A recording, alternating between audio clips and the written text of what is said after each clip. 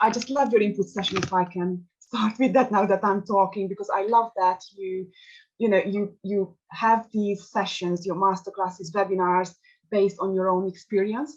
And it takes so much courage to actually admit, where you called, you labeled it as kind of a failing, where you made a mistake with one of the lessons. But I think it's so much part of that. And by sharing this with us, you can have so much as well to try and avoid if you are newly qualified teachers, So I really loved it. So thank you so much for that. So it's now over to you and Gabi.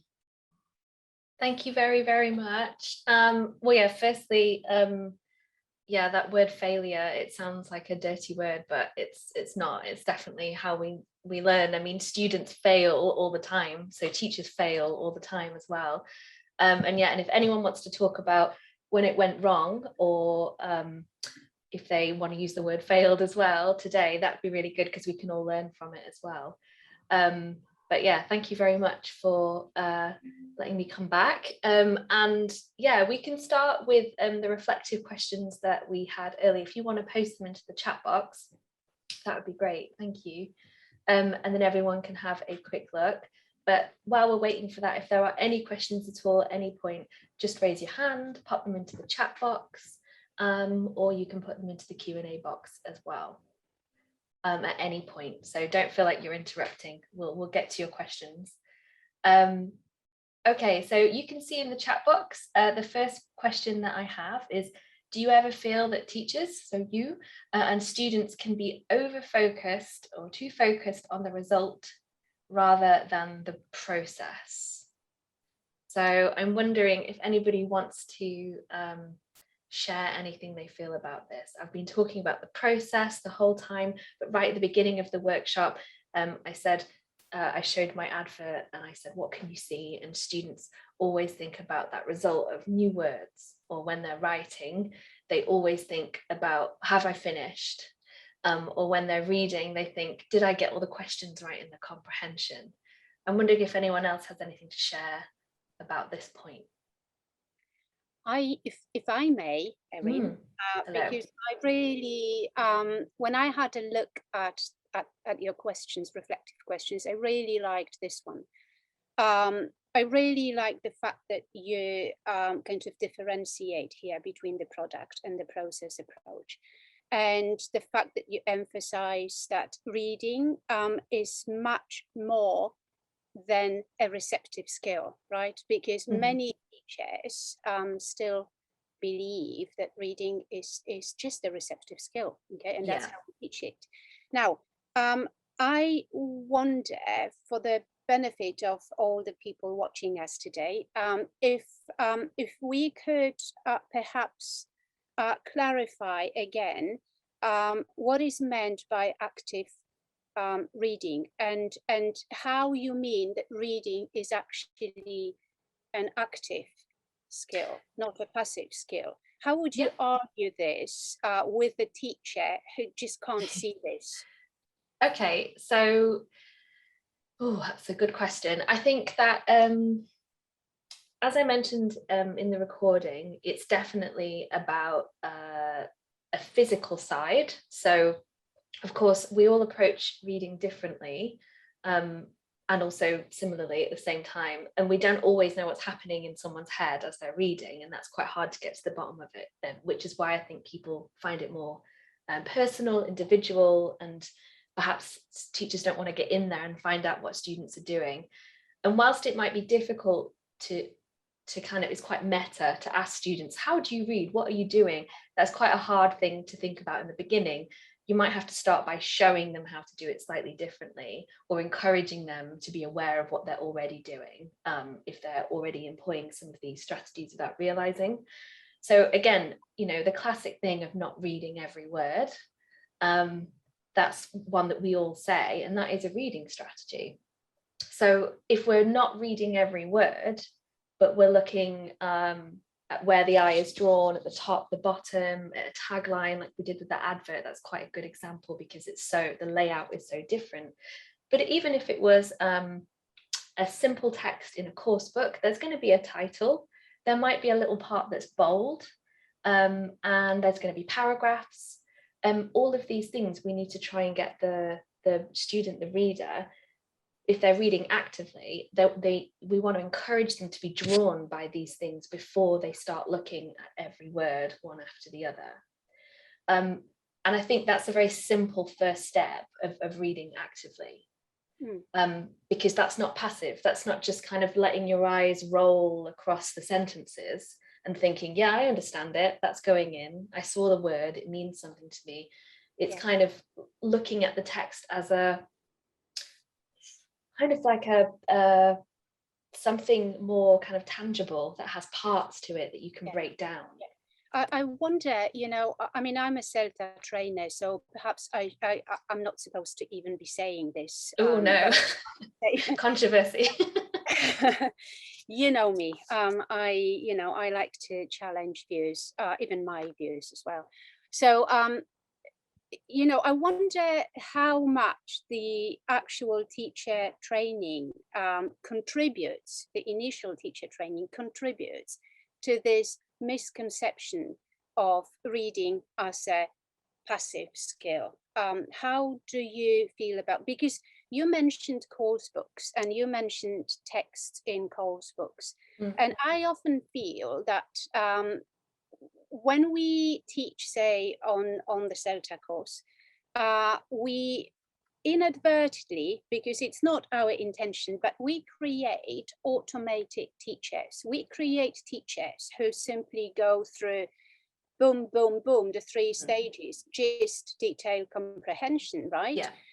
But this is not really active reading, is it? Because the tasks in most course books are very, very superficial. Sometimes the gist questions are just too easy to even, you know, bother with the reading.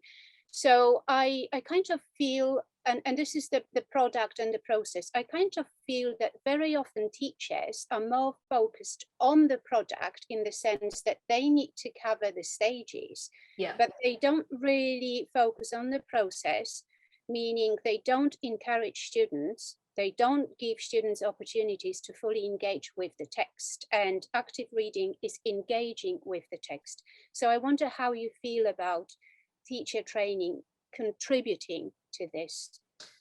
I think, so firstly, I did my CELTA a while ago, and there was a big difference between my CELTA and my Delta. And it's, you've just mentioned process and product.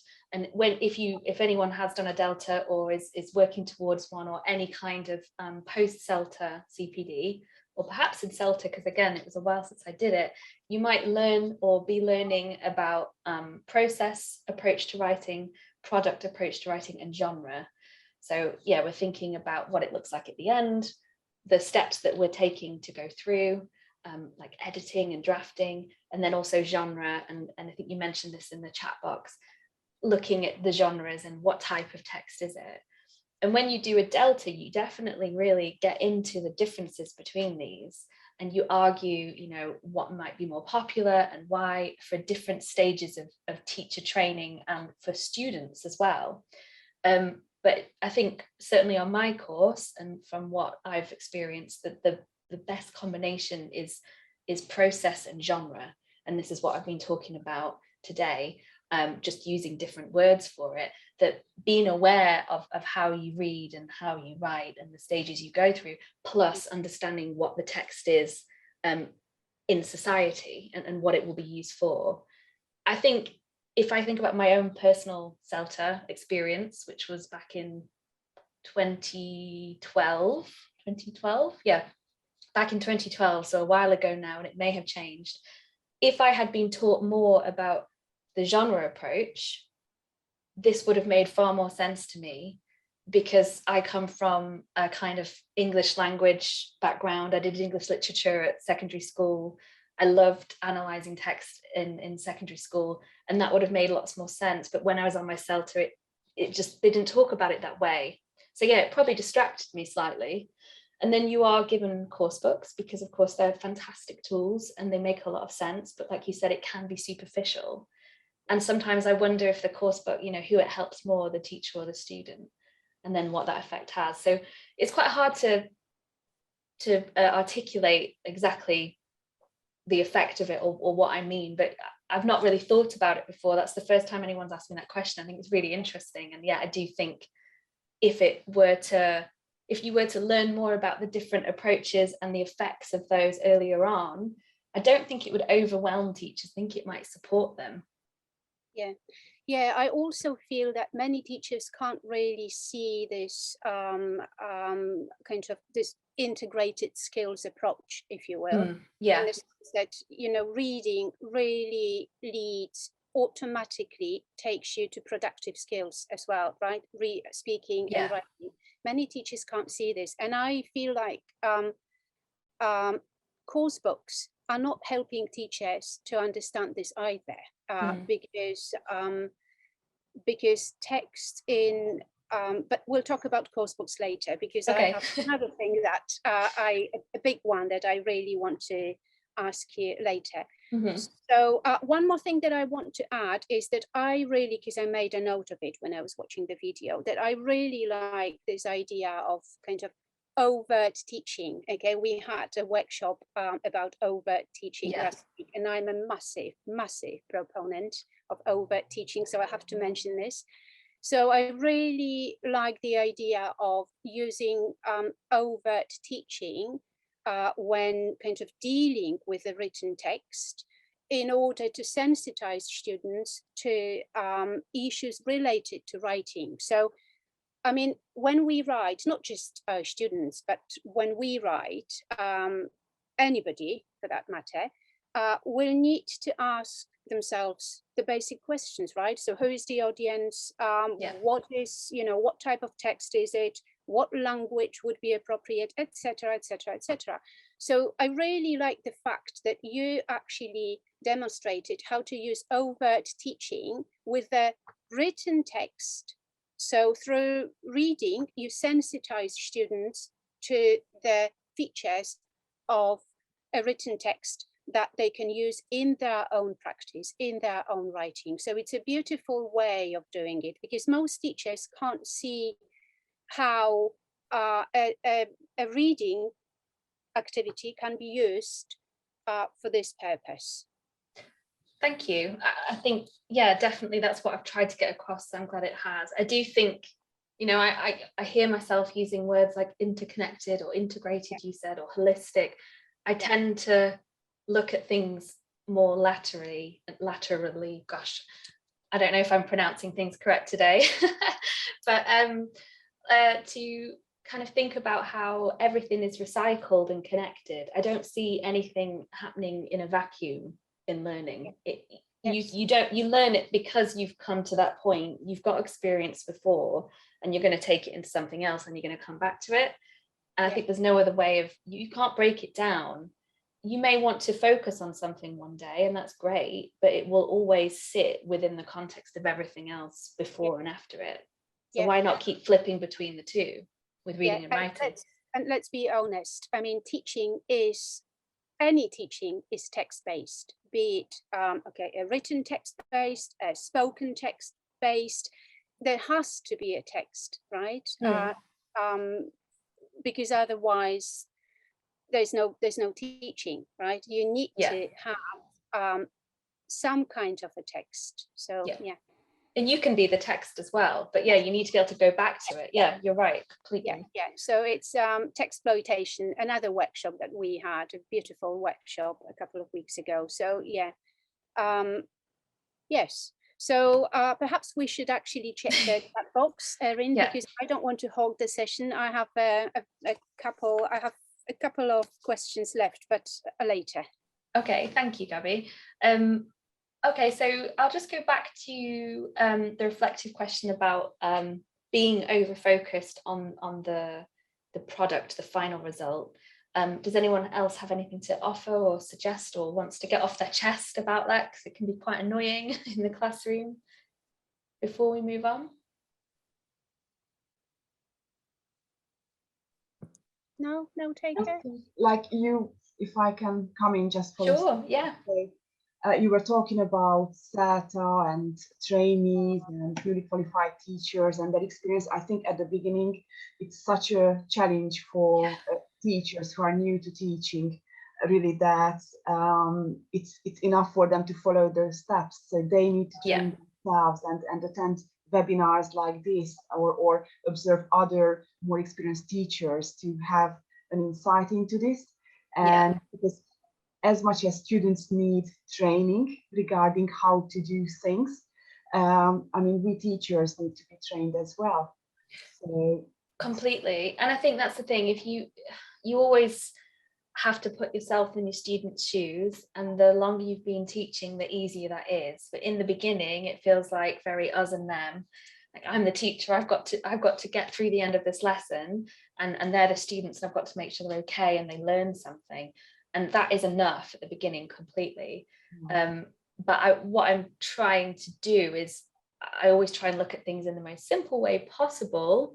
So I've taken all these terms and things that you may learn later on in professional development, and I've tried to use them in this workshop today, and be honest about how I use them in the classroom. And everything I do comes from a student-centered kind of foundation. So when I'm saying to the students, be a detective, and I'm demonstrating what that means, I'm reminding myself as well. That's how I think about it. I don't think, oh, I need to do the genre process approach today and make sure that we're predicting and skimming and scanning. I don't use those words in my own mind. So it's definitely come from that end. So yeah, I'm hoping that even though this is maybe not fresh off the CELTA stuff, there's lots of things that you can pick from it to take you through to your next stage of training, wherever you're at. Okay then. Yeah. Erin, I have a question. Sure. Do you ask your students that, okay, guys, just be a detective now, or do you train them? And do they know what you mean by this, or do you specify it further? Or so I'll do as I more or less as this kind of snapshot in the workshop. I might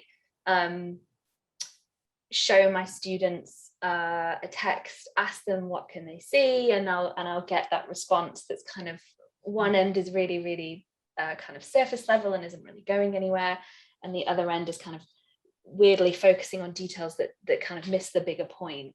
And then I'll say, okay, fine, and we'll talk about those things. And then I'll ask them a question that they can't really answer if they haven't been a detective, like, what type of text is this? And they might not be able to say, oh, it's a letter or an advert, because they haven't focused on those things.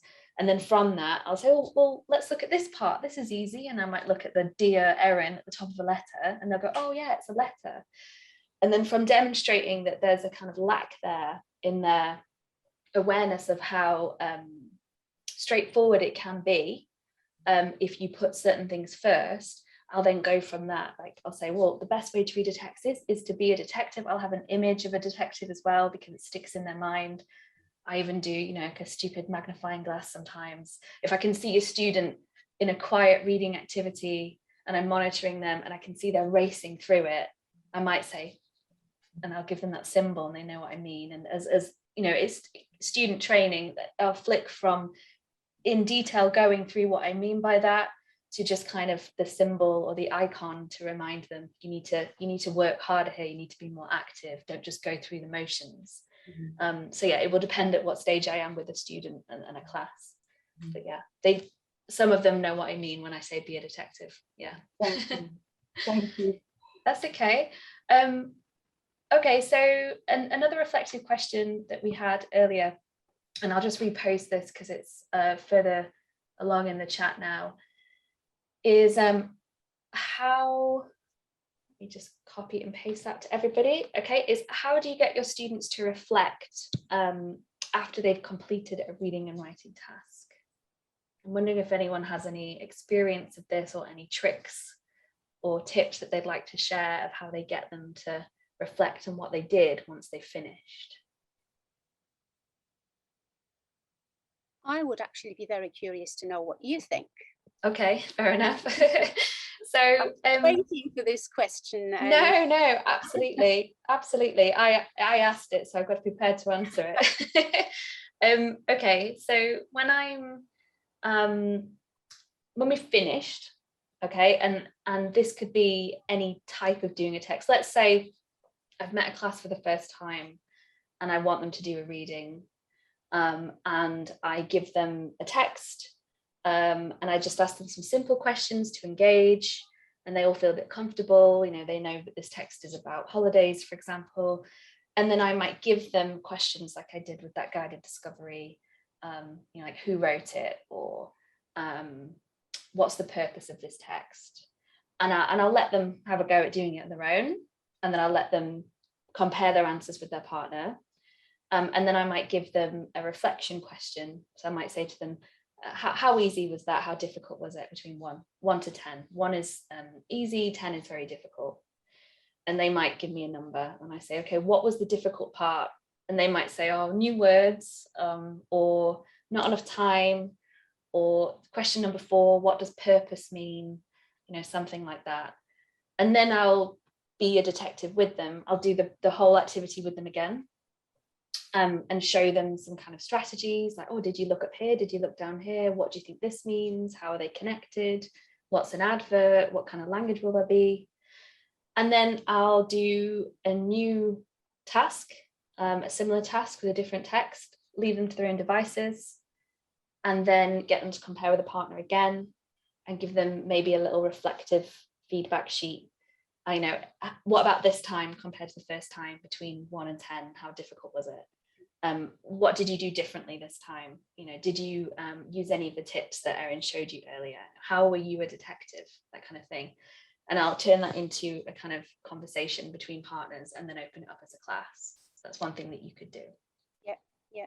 That was shown to me. This is not my own idea. That was shown to be my wonderful Delta trainer. So. And I wasn't convinced at first. I didn't like it, and then I saw it happen again and again and again, and I thought, oh, this actually is really important. Yeah, I can see Hedy has a very, very similar idea. That's what she does with her students. So yeah, I can see there in the chat box. Yeah, so you're the same. Yeah, exactly. I think it's good to have our students again, train them. Once you have come to the end of your writing, then just go back to that, even though you do not feel so, yeah, so much time, and you may have struggled a little bit, but it's so worthwhile just to get back to that and reflect on that first yourself, with the help of reflective questions, guiding questions, like regarding the audience you wrote this piece of writing to, and whatever. So similar questions that you probably walk them through, and then also do it in pairs as well. So swap writings and then analyze it again, because you may see something different. Definitely. I think peer teaching and peer support with reading and writing is really important, and that's another way of making it more active. Because if a student's not getting that, how can I do something when it's happening in my head? I'm not doing anything. You can't see what I'm doing. It might not be a teacher that's not getting it, might be a student. This is a way of making it come alive. They'll see that a student followed a certain process, like you just said, Hedy, and like, oh, I did the same thing. Oh, okay, that's normal. This is how our brains work. Okay, that's good. And a lot of people don't have experience of talking about the way they learn something, or talking about the way they process something. Wow. So that's it's huge. Once you do it, it might, it makes a big difference. I completely agree. I think it's so beautiful. It's like part of visible learning and visible teaching as well, and also preparing the students for real life. When they need to write a letter of complaint or a text message to someone they do not necessarily know so well, or an email, so just to identify, so greetings, like exactly the things that you mentioned in your presentation, Erin. So do I have everything? So does it read well? So it's just preparing them for this through all these steps. I completely agree. And Alenka in the chat box has just said that reflection time is so crucial, and they have team reflection and they use rubrics. So yeah, rubrics is basically like using a recipe, if you like, or a checklist. It's a really good point though. I think pairs, team reflection, and it's interesting that you said rubrics as well, and that made me think of checklists. I think many of us might use a writing correction code, or maybe like a checklist after their writing. So a student says they're finished and you say, okay, well, here's your checklist. And it might say, you know, have you checked your spelling? Have you checked your verbs? The things that you might typically correct. But it doesn't have to be just the language. It could be, is the audience right? Have you written to the audience? How will I know that? You know, have you checked that it makes sense? Does each section, paragraph, title fit where it's supposed to be? You know, you need to grade these questions, of course, dependent on the level. But even if you're teaching them to be a detective and you're showing them and you're actively reading as a group, and then they're peer checking and reading and reflecting together, then that's going to be much easier. You might then get to a point where they're so trained that on this checklist, it might just say layout, audience, greetings. And they might be able to say, yeah, I've done that. Oh, that one's not applicable for this text. Okay, next. Okay, spelling, verbs, grammar, you know, it could become part of that. It could be as routine if you've got them to that point. Erin, yeah. Well, the time has come for my next question. Sure. I'm ready. I'm going to change the topic slightly. I'd like you to go back to the TAVI and TALO. Sure. Idea that you mentioned in your presentation. Again, just for the benefit of the teachers watching, can you just very quickly remind us what TAVI and TALO is? Sure. Okay. So TAVI and TALO is not something that I've heard much in my continual professional development, but a few years ago, one teacher introduced me to it in an in-house session. And when we're talking about TAVI, we're basically saying that we're using the text as a vehicle for information, so TAVI. And what we mean is we're looking at this text in a broader context. What info is it giving us? Is it telling us, you know, for example, it could be a warning sign. Is it telling us to be careful? Is it telling us to stop doing something? And then you might look at the icons, the images, the boldness of the letters, the font, the capitalization, all that stuff. And again, that's if you're writing, this is the purpose. So again, that feeds in together. If you're writing a warning sign, then you need to think about all these things as well. Would you say TAVI is the top-down approach that exactly 99% of course books take? So yeah. The way we teach teachers to teach reading on teacher training courses is using the top-down approach, which is TAVI, right? So completely. Okay, and then TALO? So if TAVI is top-down and general and gist and what is it in a broader context and it's coming down, TALO is using the text as a linguistic object. So that's the L and the O. And that means that you've looked at the text and you may have worked out what the gist is and what type of text it is. And then you're looking at the text for all the things that you can learn in terms of language. Maybe all the past verbs, for example, a typical one. Yeah. And you're right, a lot of, you know, most textbooks take that approach, but I feel that they start with TAVI in a very surface level. You know, what is it about in general? And then they go straight to TALO. Okay, let's focus on all the new vocabulary and all the new grammar that you can learn. And they don't always, in my view, spend as much time as they should on the TAVI. Or when they're doing the TALO, they don't go back to the TAVI. When they're looking at the vocabulary, they don't go, okay, great, this is a modal verb, but why is it a modal verb? They don't go back to what it is in a broader context. I feel like there's a disconnect there. Yeah. Okay, it's funny you should say that, because I noticed that at some point you said course books do it a lot, meaning TALO. Because I'm actually of exactly the opposite opinion. I actually believe that TAVI, there is a massive over-reliance TAVI at the expense of TALO. Okay, so top-down approach has become so dominant that the bottom-up approach is now totally neglected. But then again, I wonder how people feel about it, because there is no right or wrong answer. Okay, it's our perceptions of what happens in course books. I mean, I feel that texts are not exploited properly in course books for linguistic purposes, that texts in course books are always just a vehicle for just to introduce context, so to contextualize the lesson. Over-reliance on TAVI, even though, but I'll ask you this question in a minute, okay? I don't want to ask you two difficult questions at the same time. Okay. So TAVI and TELO, okay? But my question is, you mentioned TAVI, you mentioned TELO, and if we are talking about acronyms, you didn't mention TASP, which is my preferred way of using reading for writing. Yeah. So using text as a springboard for production. And this is how I have been teaching for years and years. Yeah. And I remember when I started, because I'm a reader, I just read. For me, life doesn't exist without text. So we teach with our personality. So obviously this is something I brought with me into the classroom. And at the beginning, when I started teaching, I feel like I may have been over-exploiting texts, perhaps, because I was using this teaching as a springboard for production approach. So what I would do, I would just take a text and use it to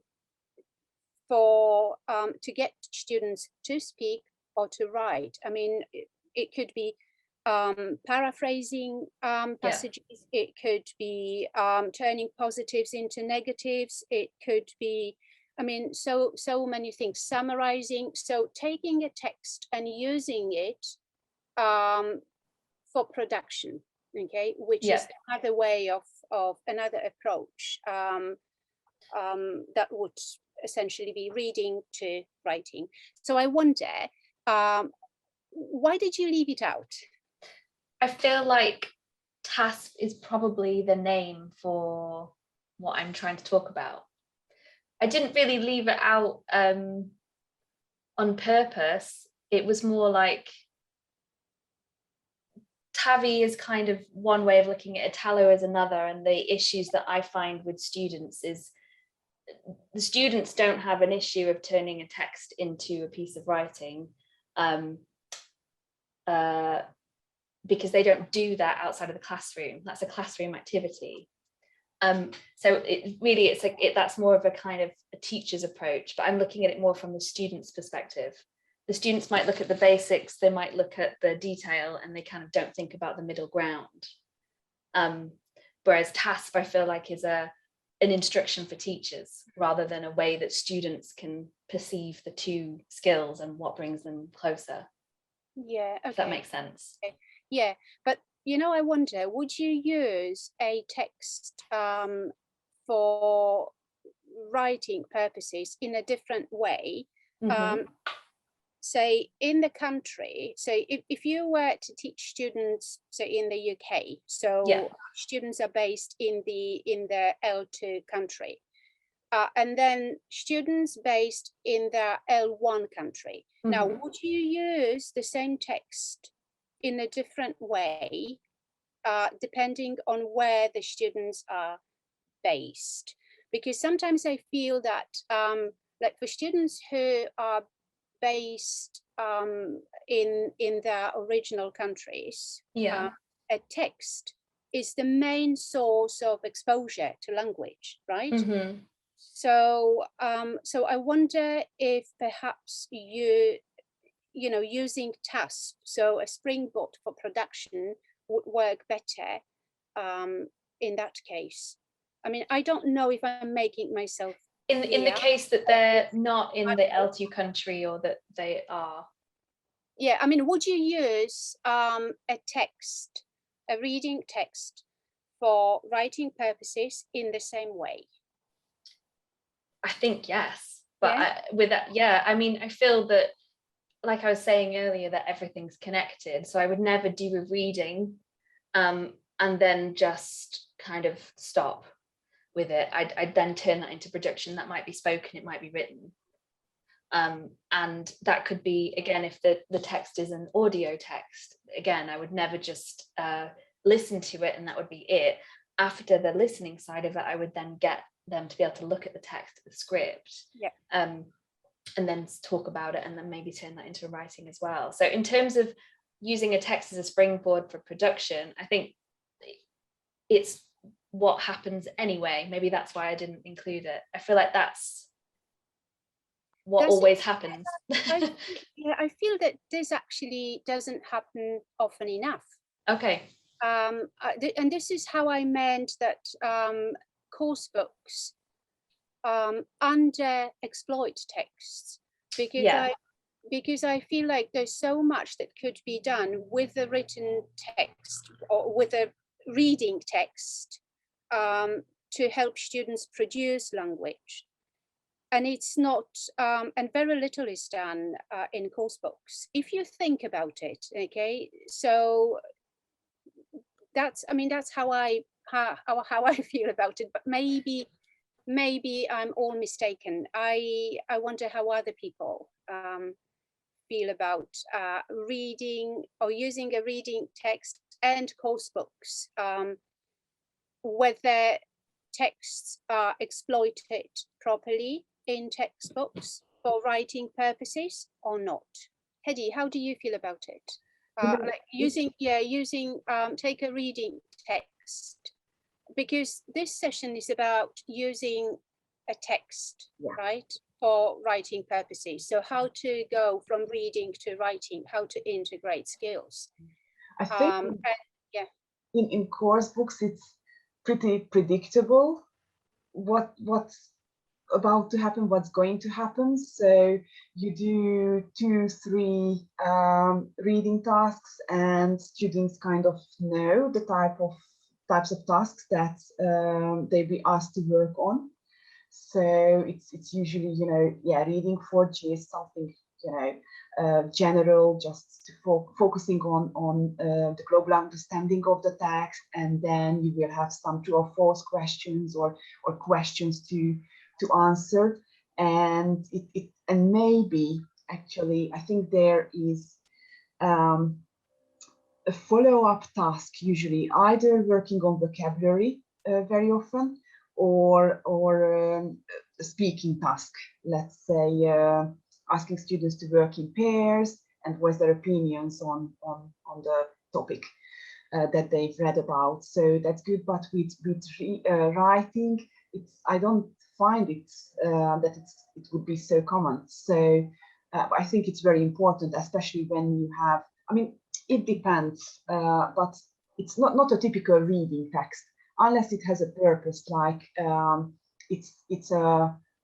writing lesson, and then you have a model of a letter of complaint, and that's this is the genre approach. Exactly. So you just copy the exactly. So I think if I can just interrupt for a second, I think it's just reminded me of something you said earlier, in the sense that you feel like there's an over-reliance on TAVI, and you're not able to exploit the text enough if you're following a course book.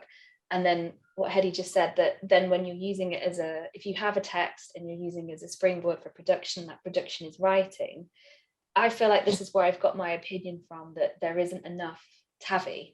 So if you want to use the text, if you're looking at a model, okay, but actually you're not just looking at a model, you're doing a full reading activity, and then you're going to turn that into a writing, you need to spend a lot of time on using the text as a vehicle for information before that they can produce it.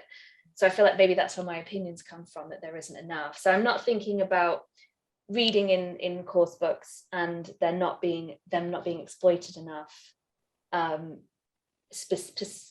terms of tallow, although I think that is true. I'm thinking that if you're trying to take a text and then use that text to read and then to write with it, so using it to produce, then there's never enough on where this text fits in society and which elements of it are necessary to produce it yourself. I feel like it's just, what is it about and what is it, but it doesn't go into enough detail to then be able to use that to produce a text that's similar. I think that's, Erin, I'm going to ask you a question that I have always wanted to ask someone. Okay, oh okay? no. Like, I'm worried now. No, don't be, because Okay. and also just bear in mind that it's playing the devil's advocate a little bit, okay? Because I'm about to ask a question that, again, perhaps I shouldn't be asking, but I've been dying to ask it. Okay, so here we go. Why, again, it's about TAVI, and it's about kind of teaching reading. Okay, what does it even mean to teach reading? Okay, so I don't even like to use this terminology. I prefer to say coping strategies. So this is what we teach students, because to be honest, I mean, reading skills are transferable skills. So I'm thinking about my niece who hates reading. She absolutely can't stand. She's the generation of, you know, TikTok videos and 1 word or 3 word messages. So she can't stand reading. Now, she doesn't have the TAVI skills in her own language. Yeah. So why would I, as a teacher, be teaching her those skills in another language?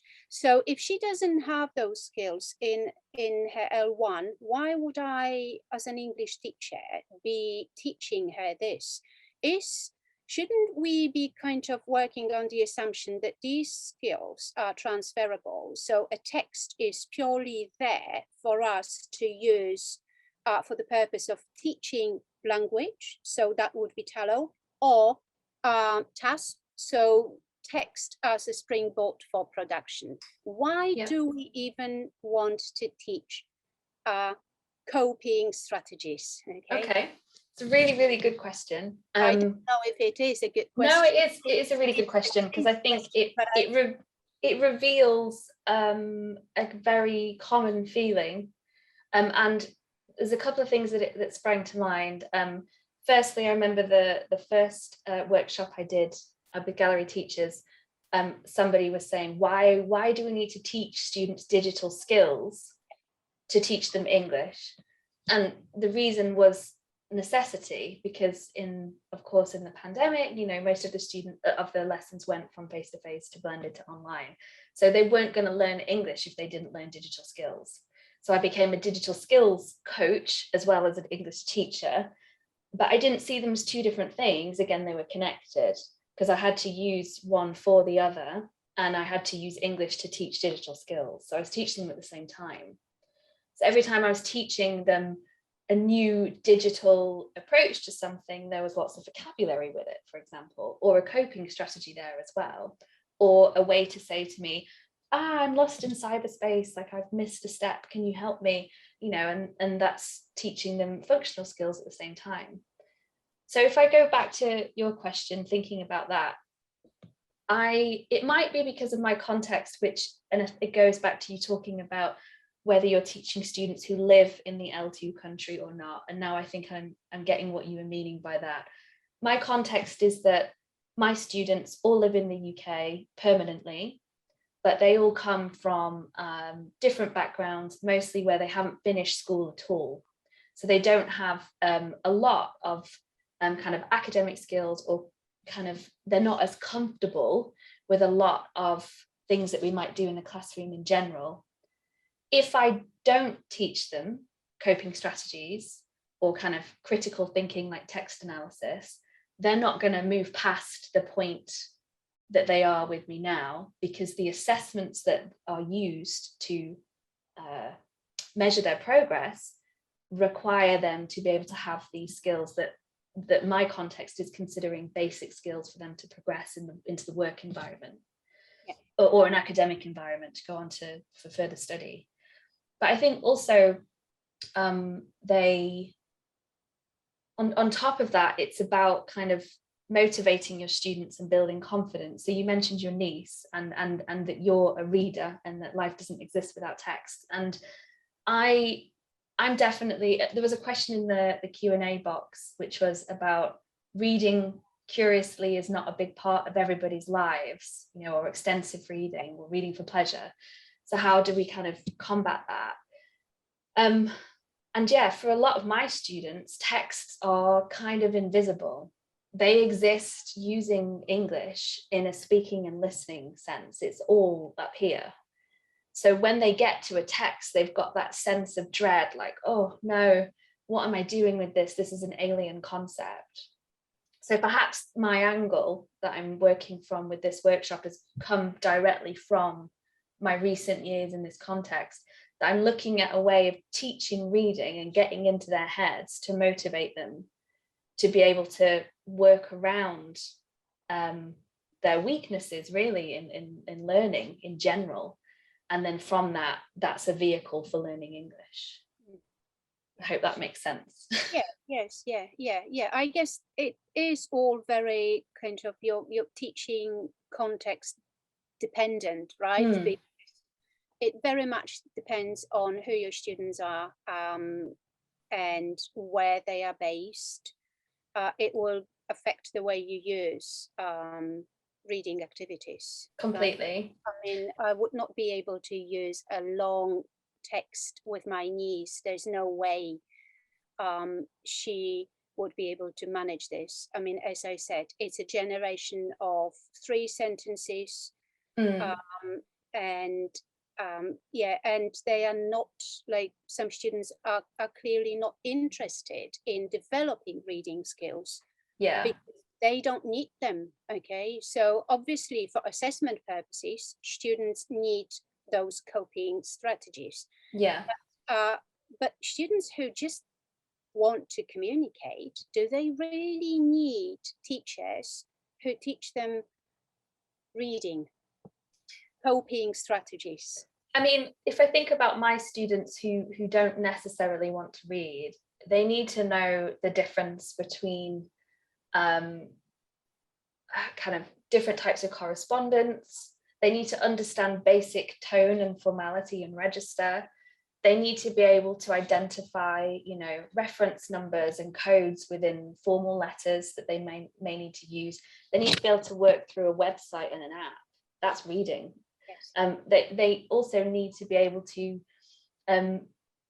produce, you know, text that makes sense, Teams messages and emails, even for, you know, the very basics of a kind of professional or semi-professional atmosphere.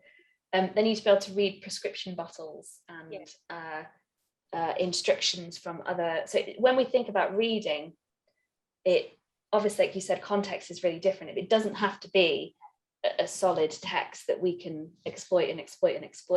But then right before I came into this context, I was teaching 25 hours of IELTS every day. So everything that I do now comes from my very academic IELTS world as well. And a year ago, I was doing a pre-sessional at university again. So not looking at adverts and trying to get students to work out this is an advert, but looking at long streams of academic journals. And whilst the strategies that you use are different on a different scale, there are a lot of things that carry on through. So I think whoever the reader is and why they're reading it, there's still a lot of basics that can be kind of encouraged, and this is what kind of feeds into their writing, I guess. Yeah. So I want to say the questions I have asked today do not necessarily reflect my beliefs. Okay, sure. So please do not ever say that Gabby said this, hence I won't. Yeah, because I mean, they are genuine questions in the sense that I've always wanted to ask them, and I will probably ask them again in the future. But they are not my beliefs. Let me put it like that. So I'm playing a bit of a devil's advocate here. I think they're really valid questions, and I'm sure lots of people do hold those as their beliefs, and they're still valid beliefs. So yeah, I think it's a really interesting discussion. Yeah. So I mean, there are times when I actually feel that they might be my beliefs, but then I wake up the next day and it's all different, you know, we all change. So yeah, I know what you mean.